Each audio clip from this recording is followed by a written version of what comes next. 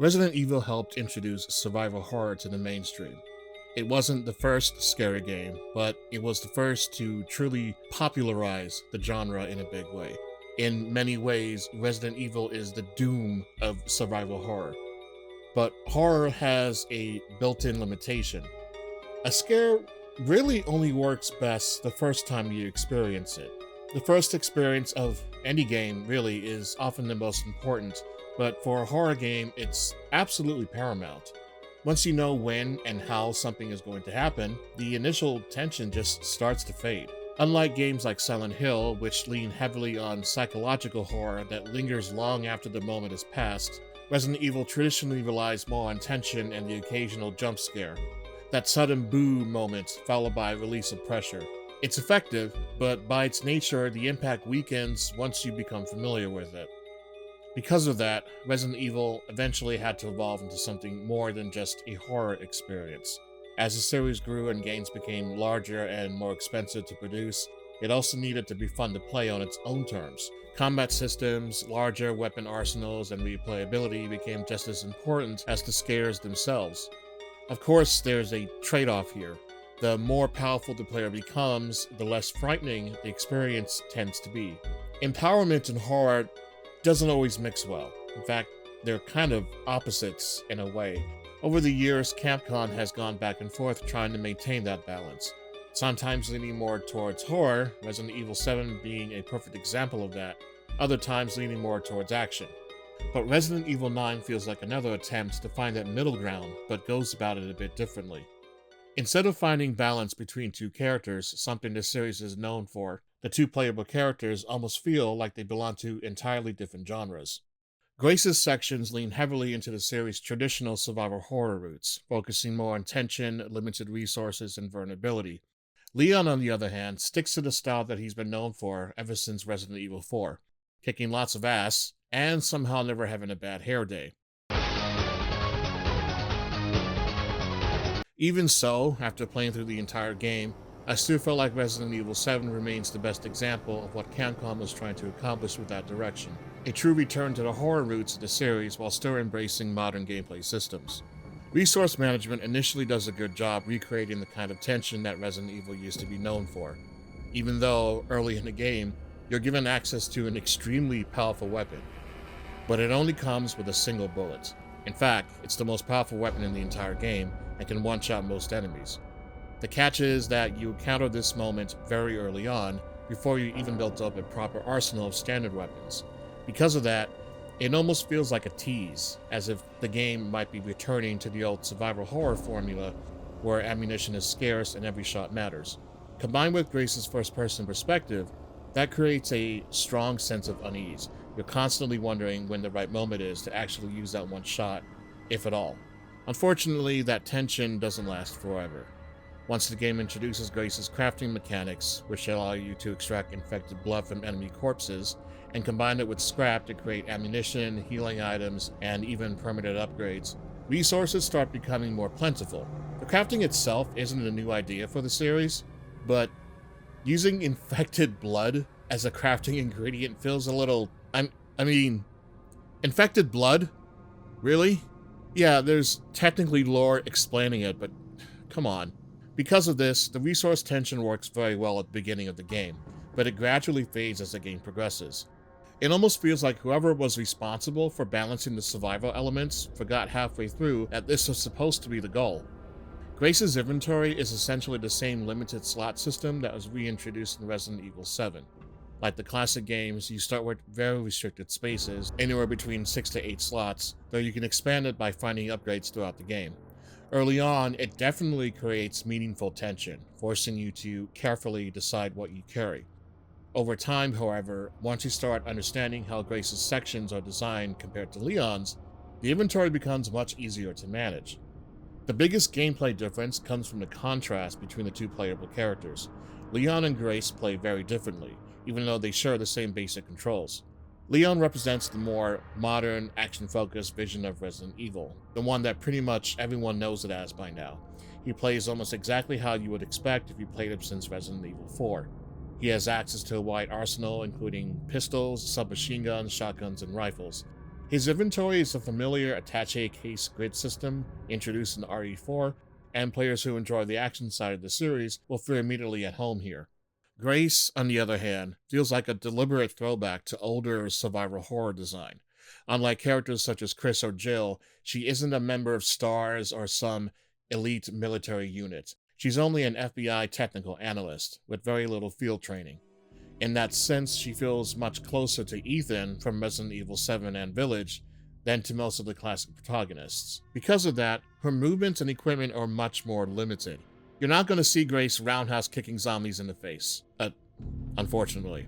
Her gameplay revolves around more stealth, evasion, and choosing your battles carefully. Technically, though, there are enough resources available that you could try to play her more aggressively, but because she's more limited to a handful of pistols, doing so doesn't really feel like the intended experience. Trying to play Grace the same way you would play Leon tends to water down what her sections are trying to accomplish. One thing the game does absolutely nail is the sound design of the weapons.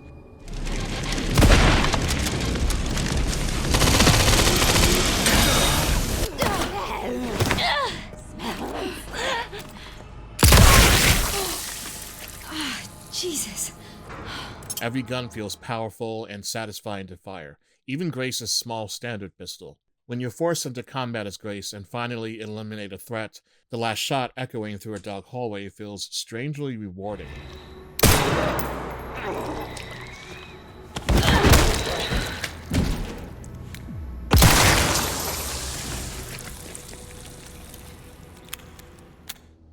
Part of that is because you're not playing a trained combat professional. You're playing someone who clearly isn't used to being in these situations, and that contrast makes every encounter feel more meaningful. The difference in inventory design between the two characters also works in the game's favor. At first, Leon's inventory can feel almost excessive, especially after spending so much time playing as Grace with extremely limited inventory. But it quickly becomes clear that Leon needs that extra capacity because he ends up collecting far more equipment and weapons through his sections. His weapons also take up multiple slots, while Grace's do not. Now don't get me wrong, this doesn't mean that Grace is underpowered or anything like that from a balance perspective. Her encounters are generally smaller in scale, and the few weapons that she has are just enough to handle them. Leon, on the other hand, faces much larger and more aggressive threats, which is why his arsenal is much more extensive. Ultimately, both characters are balanced around the situations that they're placed in. One thing I do want to mention is that if you're playing this on PC, you might find the default mouse speed ungodly slow, but the option to adjust this is well hidden for some reason. You might even think that there isn't any. I mean, at first I thought there wasn't. There is one, however, but it's buried deep into its own menu for some reason, so if you're looking for it, it's right here. The enemy design leans heavily into classic Resident Evil territory. Unlike the mold enemies from Resident Evil 7 and Village, RE9 brings back traditional zombies, though with several variations, but the standard enemy type is something called the Blister Head. These are zombies that undergo a secondary mutation if they're killed without their head being completely destroyed. When that actually happens is completely unknown to me, though I think it mostly has to do with certain story triggers. Once this mutation occurs, the enemy becomes extremely difficult to deal with. Headshots no longer work, and while you can temporarily disable them, they can only be permanently killed through specific methods that the game teaches you, depending on which character that you're playing as. Preventing this mutation from happening in the first place is easier said than done. Headshots are standard practice in any zombie shooter, but simply killing a blister head with a headshot isn't enough.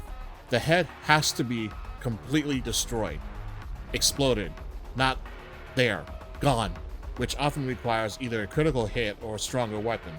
From my experience though, I rarely went out of my way to prevent this mutation. It initially feels like it might become a huge problem, but in practice, it doesn't happen often enough to justify spending extra resources trying to prevent it every time. Without knowing exactly which zombies are susceptible to it, it's usually better to just simply deal with it when it happens. But other than the blister heads, RE9 doesn't add too much more to its roster of baddies, but longtime fans of the series will notice a few familiar faces. As for the fear factor, yeah, I get it. Your mileage may vary, of course, but for me, most of the game's scares came from scripted moments rather than just pure gameplay tension. Prior to the game's release, PC Gamer published an article discussing Capcom's reasoning for introducing Grace as a protagonist. The idea was that Leon, being an experienced and confident character, wouldn't work as well in a horror game because he wouldn't realistically react to frightening situations the way that an ordinary person would. I mean, we're only on the 9th game plus several remasters, so I don't know, kind of late making that statement now, but whatever. Now, while I do agree that Grace is a better fit for situations meant to be frightening, I don't entirely agree with the idea that a character's fear directly translates into the player feeling scared. If something wouldn't scare the player personally, watching a character react in fear isn't necessarily going to change that. That argument becomes even more questionable considering that Grace's sections are designed to be played in first person by default. If the idea was that seeing a frightened character would make the experience scarier, that's difficult to convey when the player can't see the character at all. You can sometimes hear Grace breathing anxiously in tense situations, which I guess does add some atmosphere, but it doesn't necessarily mirror the player's own reactions.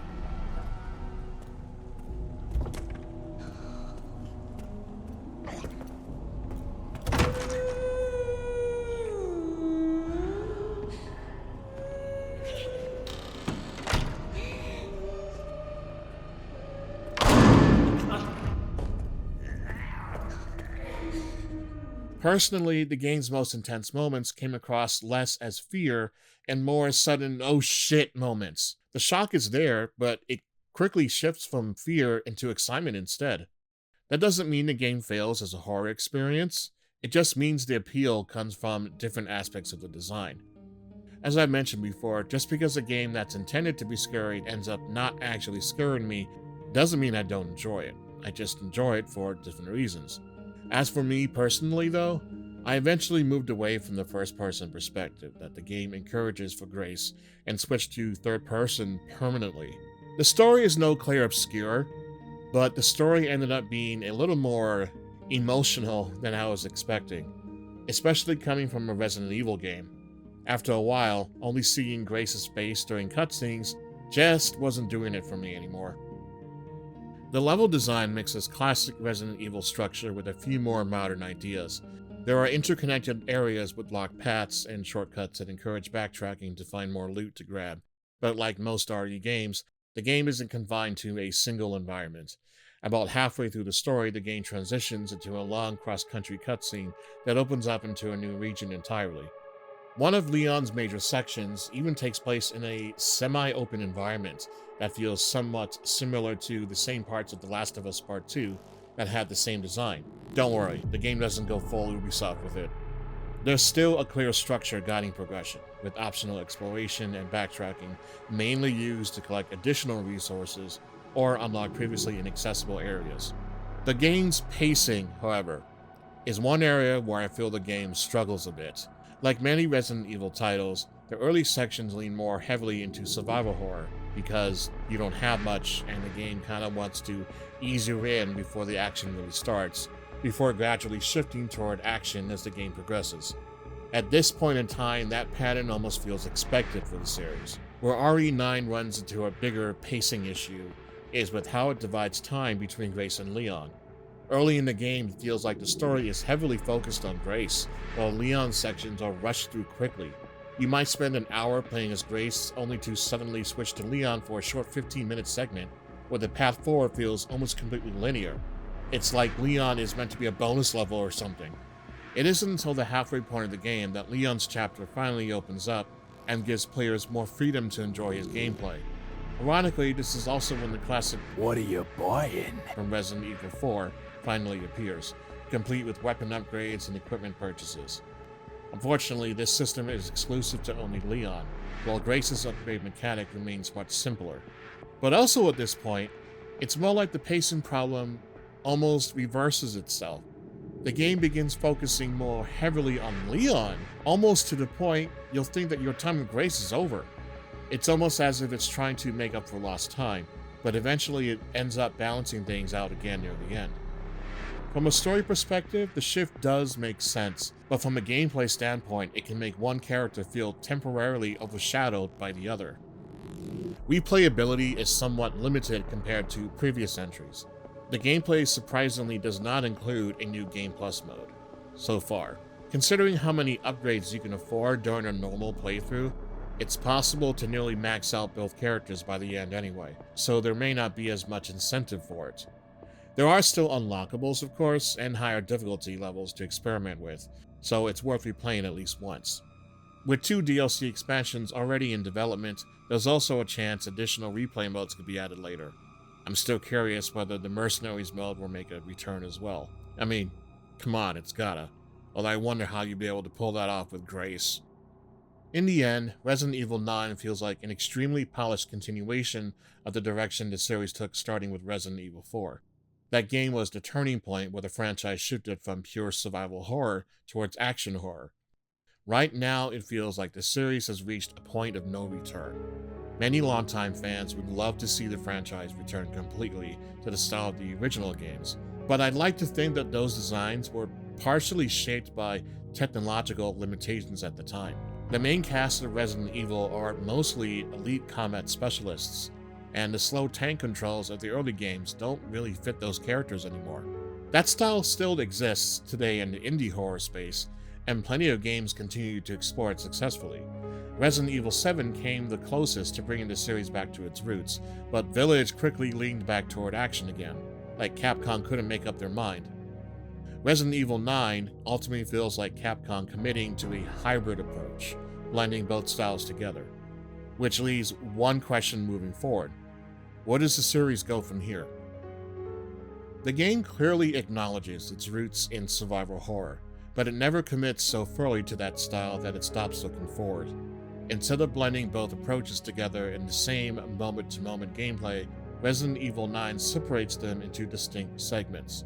Grace's sections lean more towards classic survival horror, while Leon's sections embrace the action-oriented style that the series has developed over the years. By dividing those styles between 2 characters, the game manages to honor the series' past without feeling like it's trying to undo everything that came after it. For better or worse, I think Resident Evil has permanently settled into the action horror genre. I know many fans still pine for how it used to be, but at this point, I think it's very difficult to imagine the series ever going fully back to the style of the earlier games. I mean, in many ways, you can even see traces of action design in the original titles. They just felt slower and more horror-focused because of the technical limitations at the time. Looking at the direction that Capcom has taken over the last several years, it's not surprising they've been remaking their older games in the style introduced by Resident Evil 4. They even remastered Resident Evil 4 itself. It almost feels like this might have been the direction Capcom wanted the series to go all along, if the technology had allowed it back then. Kinda like George Lucas with Star Wars. Let's not go there. The series is absolutely capable of being scary again. The real challenge is doing that without alienating players who prefer one side of the franchise over the other. Some players want pure survival horror. Other players prefer the action-heavy direction the series has taken since Resident Evil 4. Trying to fully commit to one extreme could risk losing part of that audience. That's why the hybrid approach Resident Evil 9 takes might actually be the best path forward. By separating stealth-focused horror gameplay from action-focused combat, neither style has to compromise itself trying to be the other one.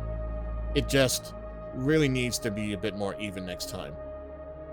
Resident Evil 9 may not return the series completely to its horror roots, but it doesn't abandon them either. Instead, it embraces what Resident Evil has become, a series that's just as much about surviving the horror as it is about fighting back against it.